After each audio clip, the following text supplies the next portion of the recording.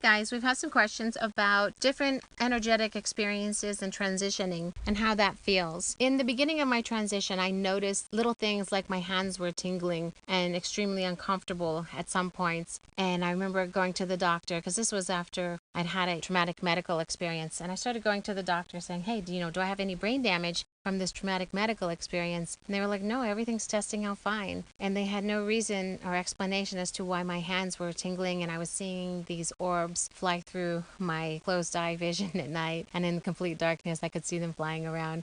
And I thought, are you sure I don't have some neurological damage? So I have these things going on. And I want to share some more details about what these are and how they feel and how you might be experiencing them. So besides the tingling, a feeling of numbness, and I also had a feeling of pressure in my body that would come like when you get shocked, but it was much slower than being electrocuted from like a light switch. It was more like the buildup of static electricity or your rubber balloon against fabric and it gets stronger and stronger. It was more like that. But it would build up in my body and then suddenly it would be like it would reach a crest and then it would just relax again. It was a very strange feeling because it was something I was unaware of.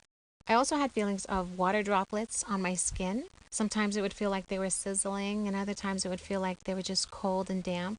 And I would be looking around. At first I thought kids were spitting at me, playing tricks, like you used to do little spit bubbles out of straws and stuff. And I was like, hey, stop that. And they're like, we're not doing anything. So I would go sit in the room by myself and see, okay, is it going to happen again? And it would.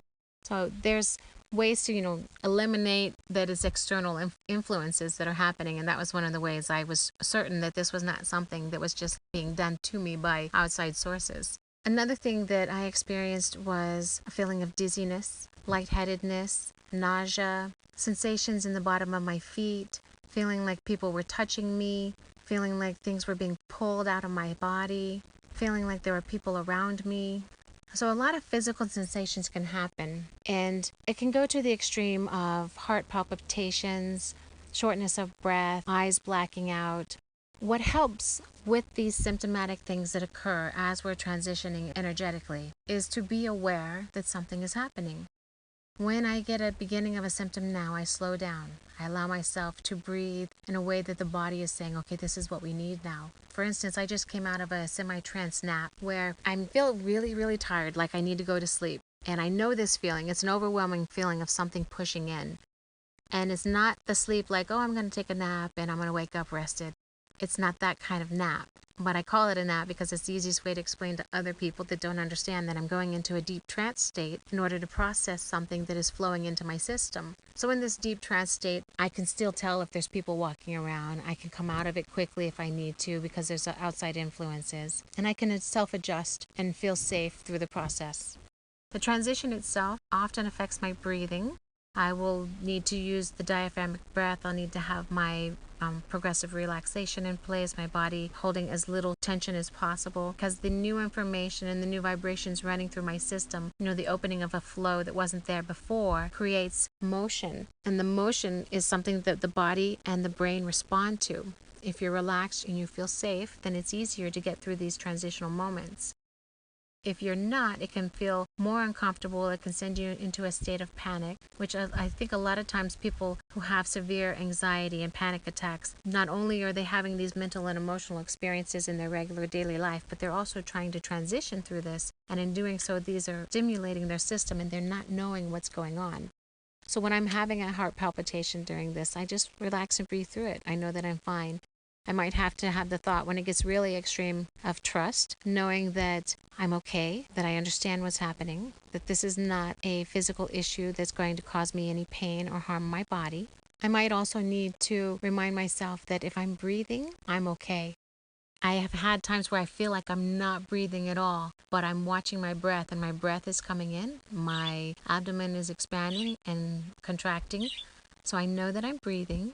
I know that I'm okay, even though I feel like I have no breath. It's the pressure of the energy and the information moving into my system, opening up parts of me that have been dormant or stagnant for long periods of time. As these things continue to open in our systems, we create this bond with the flow of the energy. Sometimes I'll start breathing faster as I'm adjusting. One of the things that happens is the body in the trance state can handle the energy.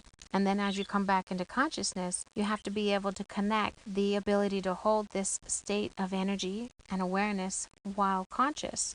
I notice that I have extreme breath changes as I'm coming into the conscious level.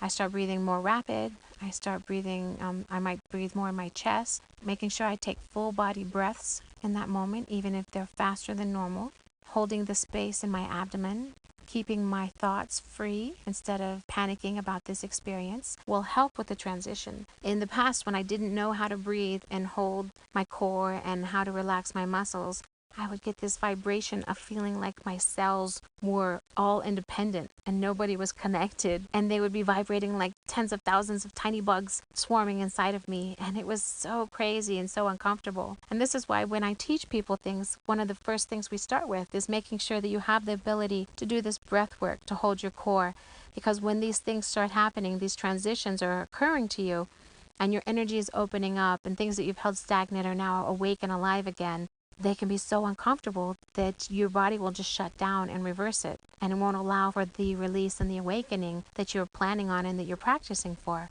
That's why we ask you to practice these exercises up front and to be prepared to use them in these moments.